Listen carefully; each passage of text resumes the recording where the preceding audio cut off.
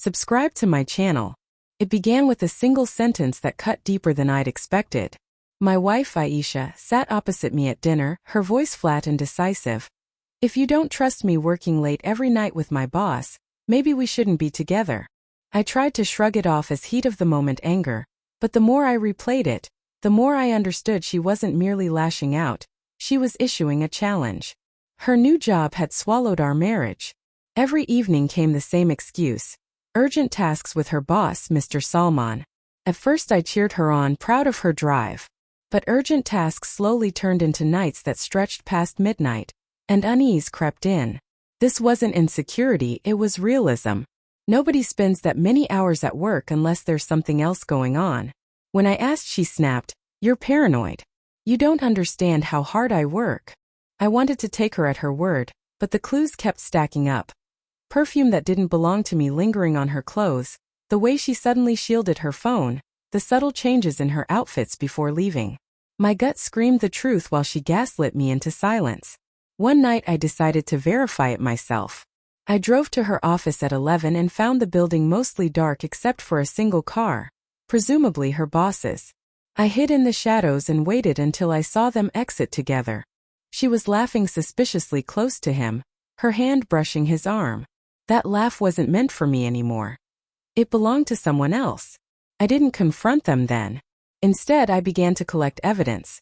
Hotel receipts, photos, call records, even messages from a cloud backup she assumed I couldn't access. Every lie left tracks, and I stacked them methodically like ammunition. At home I kept up appearances. I kissed her forehead, asked about her day, played along with her excuses. She read my calm as defeat, but it was anything but. My silence was strategy. Weeks later I had enough to dismantle the story she'd been living. I didn't only want a divorce. I wanted her to taste the betrayal I'd endured. That's when I set my plan in motion. I learned Mr. Salman was married with 2 children and that his wife, Farah, had no idea about his late-night rendezvous. Anonymously, I sent Farah the proof of Aisha and Salman's affair because she deserved the truth. The consequences were swift. Farah confronted Salman in front of the kids, and his spotless image at work began to crumble. He was suspended pending investigation, and whispers spread through the office. His career was wrecked not by me directly but by the evidence. Aisha walked back through the front door one evening in tears, furious that Salman had distanced himself to protect himself, and she yelled that I had destroyed her life. That's when I revealed the folder I'd kept hidden. Photos, hotel bills, late-night logs. I told her plainly, "You ruined your life the moment you chose lies over loyalty." But I didn't stop with exposing the affair. I anonymously sent the same dossier to her company's HR.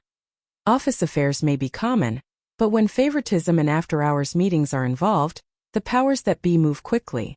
Within weeks she was quietly let go, her reputation in tatters. When she finally realized I'd pulled the strings, she begged me to stop, sobbing that she had no one left. I reminded her of her own words. "If you don't trust me, maybe we shouldn't be together." She treated it as a threat. I turned it into her reality. The divorce proceeded without drama, and I walked away with my dignity intact while she was left with nothing. No job, no affair, no marriage. My revenge wasn't loud or violent. It was surgical, deliberate, and, to my mind, poetic. Now, months on, I sleep in peace. Aisha once told me trust is the bedrock of a marriage. She gambled with mine and lost everything. The sweetest part of my revenge wasn't her downfall.